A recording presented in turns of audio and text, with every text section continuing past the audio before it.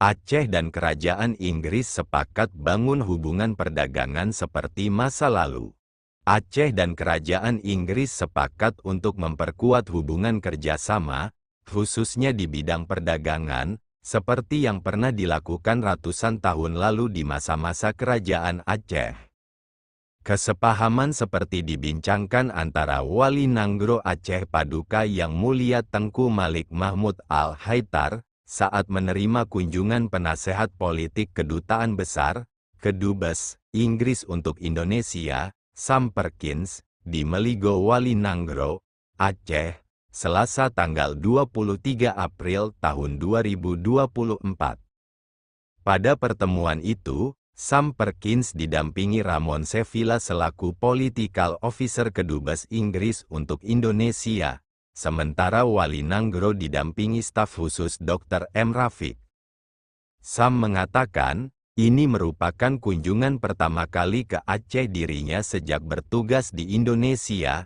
Ia mengaku kagum dengan pengetahuan Wali Nanggro yang sangat mendalam mengenai sejarah hubungan diplomatik dan perdagangan antara Aceh dengan negara-negara di Eropa, khususnya dengan Kerajaan Inggris. Pentingnya hubungan antara kedua negara, saya berada di sini selama seminggu untuk belajar tentang Aceh, dan mengeksplorasi cara-cara untuk memperdalam kemitraan kita, kata Sam. Dari sejarah yang pernah terjadi, Sam yakin bahwa ke depan akan mampu mengembangkan kemitraan yang lebih jauh, baik untuk kepentingan masyarakat Aceh dan Inggris, masyarakat secara global, untuk kemakmuran dan perdamaian.